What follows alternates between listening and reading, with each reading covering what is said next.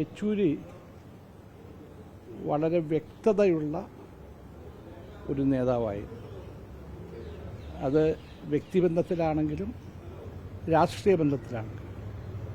ഞാൻ 84-ലാണ് അദ്ദേഹത്തെ ആദ്യമായി പരിചയപ്പെടുന്നത്. ഞാൻ അന്നാണ് ഡൽഹിയിൽ MP ആയിട്ട് വരുന്നത്.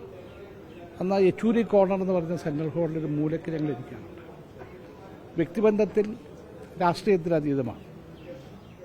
അതായത് ഞങ്ങൾ തമ്മിലുള്ള ബന്ധം. രാഷ്ട്രീയത്തിൽ വ്യക്തമായ കാഴ്ചപ്പാടുണ്ട്.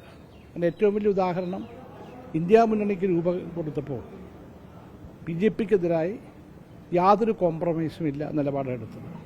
അങ്ങനെ വന്നപ്പോഴാണ് കേരളത്തിൽ കോൺഗ്രസ് നയിക്കുന്ന UDFും CPM നയിക്കുന്ന LDFും തമ്മിൽ ഏറ്റുമുട്ടുകയും ഡൽഹിയിലേക്ക് 2-3 പേരെ വിജയിപ്പിച്ചയക്കാൻ സാധ്യതയുള്ള കേരളത്തിൽ അതൊരു പ്രതിസന്ധി ഉണ്ടാക്കുകയും ചെയ്തു.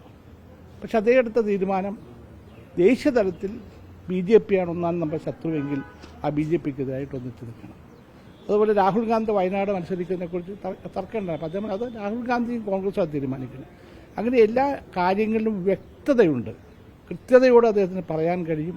അതുപോലെ എല്ലാവരോടും സംസാരിക്കും. ഞാനിപ്പോൾ ഓർക്കുന്നത് ഭക്ഷ്യസുരക്ഷാ നിയമം 2013 പാസ്സാക്കുമ്പോൾ CPMൻ്റെ നിലപാട് യൂണിവേഴ്സൽ റേഷനിങ് ആയിരുന്നു.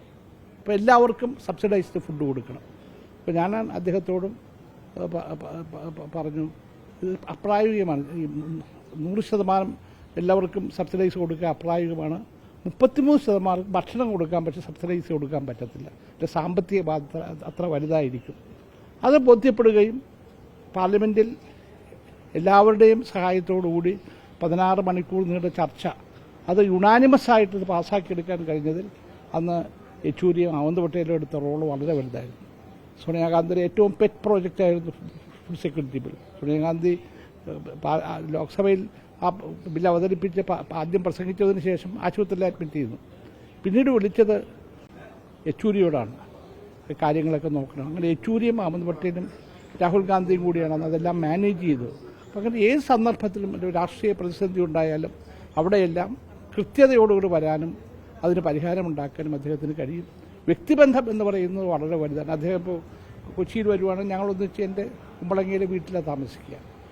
ഒരു നല്ല സുഹൃത്ത്, നന്നായിട്ട് സംഗീതം ആസ്വദിക്കുന്നതാണ്. പലപ്പോഴും കുമ്പളങ്ങിയിലൊക്കെ വരുമ്പോൾ കർണാടക മ്യൂസിക് അദ്ദേഹത്തിന് ഇഷ്ടമാണ്. അത് അങ്ങനെ പാട്ട് പാടുന്നയാളുടെ അത് കേട്ടിരിക്കും. അങ്ങനെ എല്ലാ വിധത്തിലും ഒരു നല്ല സുഹൃത്ത്, നല്ല രാഷ്ട്രീയ നേതാവ്, വ്യക്തമായ രാഷ്ട്രീയ കാഴ്ചപ്പാടുള്ള നേതാവ്.